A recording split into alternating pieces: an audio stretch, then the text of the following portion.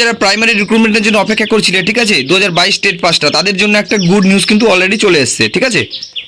Hello everyone, welcome back to 7 sister education. আরও একটি গুরুত্বপূর্ণ বিগ আপডেট নিয়ে চলে এসেছি আজকে তোমাদের সামনে, ঠিক আছে। তোমরা যারা প্রাইমারি রিক্রুটমেন্টের জন্য অপেক্ষা করছো তাদের জন্য একটা প্রাইমারি স্টেজ কিন্তু শুরু হয়ে গেছে, ঠিক আছে। তাদের রিক্রুটমেন্টের প্রাইমারি স্টেজ শুরু হয়ে গেছে। এর আগের ভিডিওতে তোমাদের আমি বলে দিয়েছিলাম যে, ঠিক আছে, তোমাদের কিন্তু রিক্রুটমেন্ট খুব তাড়াতাড়ি শুরু হতে চলেছে। অর্থাৎ এই যে 22 সালের রিক্রুটমেন্টটা, এটা শেষ হলেই কিন্তু তোমাদের একটা নতুন রিক্রুটমেন্ট কিন্তু শুরু হতে চলেছে। তোমাদের আমি অলরেডি বলে দিয়েছিলাম এবং তোমাদের বলেছিলাম আমি 1 সপ্তাহের মধ্যে একটা নোটিশ কিন্তু পাবে। তোমরা কিন্তু এটার প্রমাণ কিন্তু পেয়ে গেছো, ঠিক আছে। এক নোটিশ কিন্তু অলরেডি চলে এসেছে, একটা নোটিশ কিন্তু তোমরা পেয়ে গেছো। আমি বলেছি 1 সপ্তাহের মধ্যে একটা নোটিশ আসবে এবং 20 তারিখ থেকে ফর্ম ফিল আপ শুরু।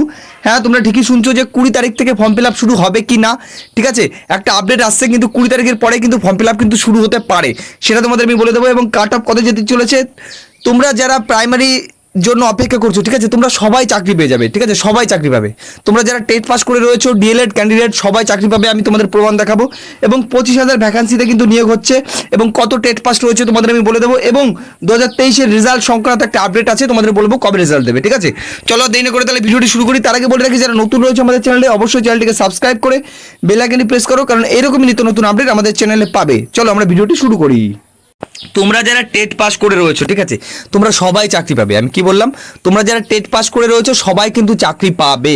তোমাদের যদি 25,000 ভ্যাকান্সি দেয়, ঠিক আছে, মনে করো 25,000 ভ্যাকান্সি দিলে তাহলে একটা ছেলে পেলেও কিন্তু টেট পাস ক্যান্ডিডেট বসে থাকবে না, ঠিক আছে। DElEd candidate, TET pass candidate একটাও বসে থাকবে না। 25,000 দিলে তোমাদের ম্যাক্সিমাম 95% চাকরি কিন্তু পেয়ে যাবে।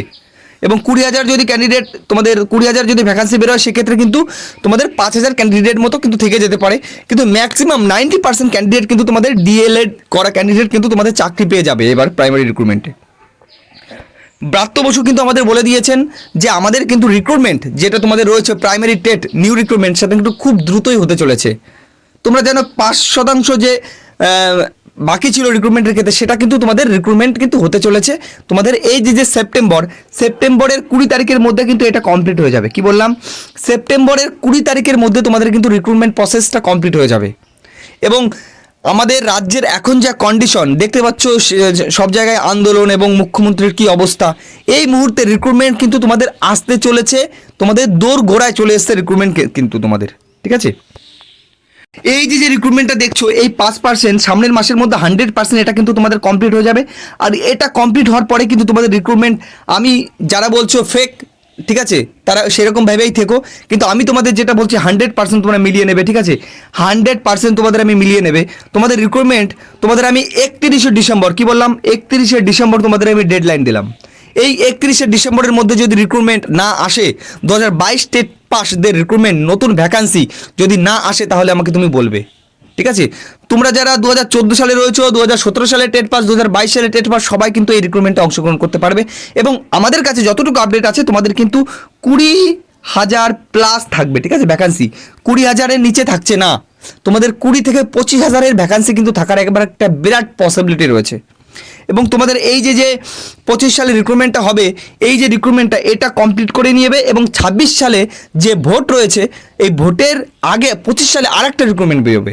অর্থাৎ এই বছর তোমাদের 31শে ডিসেম্বরের আগে একটা রিক্রুটমেন্ট বেরোচ্ছে, এটা কমপ্লিট হয়ে যাবে ভোটের আগে 26 সালে, ভোটের আগে 25 সালে আর একটা 2024 টেট পাসদের নিয়ে কিন্তু আর একটা ভ্যাকান্সি তোমাদের বেরোবে, ঠিক আছে। অর্থাৎ ভোটের আগে তোমরা 2টো ভ্যাকান্সি পাবে এবং টেট পাস কোনো ক্যান্ডিডেট বসে থাকবে না, এটা আমি বলে দিলাম। এটা কিন্তু 100% হবে, যখন হবে তোমরা কিন্তু তখন দেখতে পারবে, ঠিক আছে। কাট অফ নিয়ে টেনশন করার কোনো কারণ নেই। কাট অফ যেরকম এবার গেছিলো, আমি তোমাদের কাট অফ বলে দিচ্ছি, ঠিক আছে। যারা জেনারেল ক্যান্ডিডেট, তারা ইন্টারভিউ দিয়ে যদি তুমি 30 পাও, তাহলে কিন্তু তুমি 100% সেভ আছো, সেভ। এবার কাট অফ গেছে, তার থেকে আমি 1 নাম্বার বাড়িয়ে বললাম।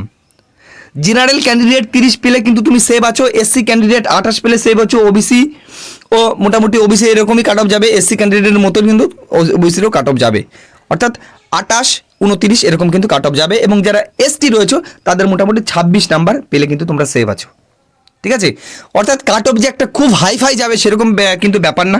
এর আগের বার কাট অফ গেছিলো যেরকম, তার থেকে তুমি 1 থেকে 2 নাম্বার তুমি কিন্তু ধরে রাখতে পারো, কারণ প্রাইমারির ক্ষেত্রে এখানে কিন্তু 1 থেকে 2 নাম্বার অনেকটা মানে ভ্যারি করবে, কারণ অন্যান্য রিক্রুটমেন্টের ক্ষেত্রে কিন্তু ততটা ভ্যারি করবে না, কারণ সেখানে পরীক্ষার নাম্বার তোলাটা কেউ নাম্বার বেশি পেলে সেখানে নাম্বারটা তুলতে পারবে, কিন্তু এখানে মাধ্যমিকের নাম্বার রয়েছে, গ্রাজুয়েশনের নাম্বার মাধ্যমিকের নাম্বার রয়েছে, উচ্চ মাধ্যমিকের রয়েছে এবং ডিএলএড এর নাম্বার রয়েছে, অর্থাৎ টেটের নাম্বার রয়েছে, যেখানে টেটের নাম্বার মাত্র 5 নাম্বার ভ্যারি করছে।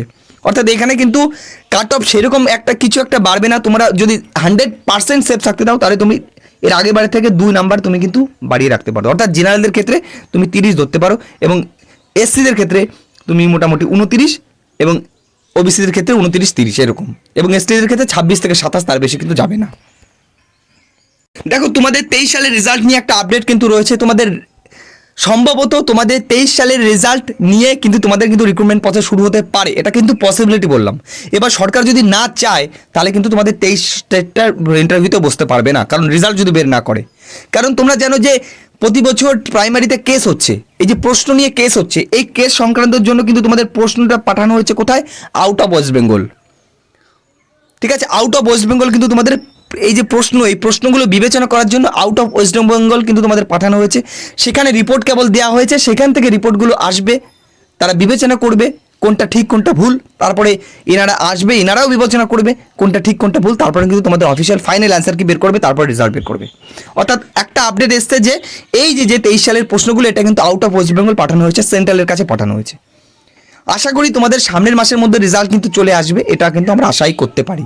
এবং তোমাদের রিক্রুটমেন্ট প্রসেস কিন্তু আমি তোমাদের বললাম, হ্যাঁ, 20 তারিখের পরে, সেপ্টেম্বরের 20 তারিখের পরে যখন খুশি তখন কিন্তু তোমাদের রিক্রুটমেন্ট নোটিশ আসতে পারে, এবং তোমাদের আমি ডেডলাইন দিলাম 31 ডিসেম্বরের আগে কিন্তু তোমাদের 100% আসবে।